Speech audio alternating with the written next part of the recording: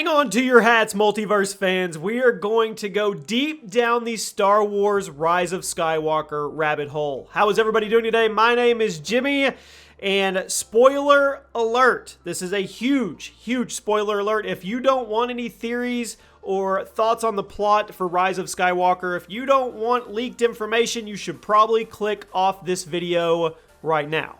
If you're still here, I need you to drop a like, turn on those sub notifications, become part of the Multiverse notification squad. And we are going to discuss the lineage, the heritage of Rey, Dark Rey, how that could actually really be a thing, and what could be happening in the plot line of Star Wars Rise of Skywalker. This was reported on WeGotThisCovered.com, and they say this on a lot of things. The same source that told them Ewan McGregor was returning as Obi-Wan, which ended up being right, and that Black Knight was coming to the MCU, which was also confirmed.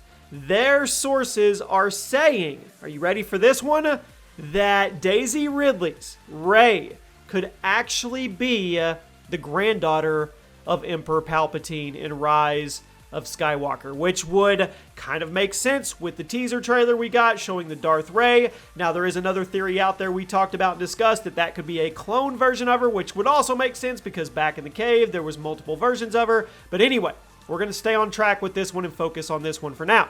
So, the theory is, the speculation is, that she's the granddaughter of Emperor Palpatine. And throughout the movie, he is going to try to coerce her to the dark side. But by the end of this movie, she will reject the heritage she came from, and she will choose to call herself Skywalker. And people always wonder, because everybody was like, well, there's no connection to Skywalker. She's not Luke's kid, obviously, so how are we getting Rise of Skywalker? Well, maybe the word Skywalker, take away the last name of Luke.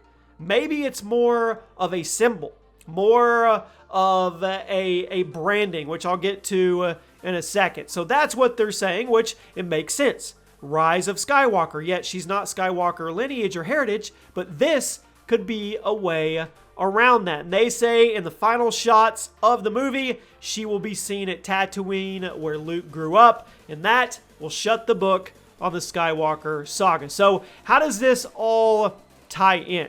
Well, maybe the Jedi are gone. The Last Jedi, we got that title, right? Maybe the Jedi aren't going to be a thing. The label of being a Jedi. Maybe moving on in the future, even into the new trilogy that's being worked on, maybe it's going to be Skywalkers. Instead of Jedi, you have Skywalkers. You have Force users that are for good, and they aren't labeled as Jedi Knights, Jedi Masters. They are now Skywalker Knights, or Skywalker Masters, which that would kind of make Anakin's huge fall from grace, well, it would kind of be redeemed in a way. I mean, it would actually make sense. So you guys, let me know what you think. This is a huge one, okay? And if at the end she takes on the name Skywalker, it's not really her taking it on as her last name.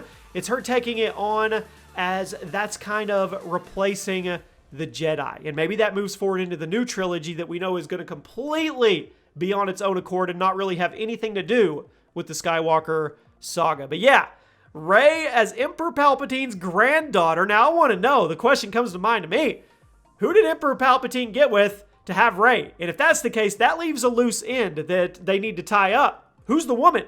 Who's the mom? Or was she just birthed from Emperor Palpatine's dark side Sith magic? I don't know. That's a little out there, but you guys let me know what you think. If you guys enjoyed, drop a like, and I will see you in the multiverse.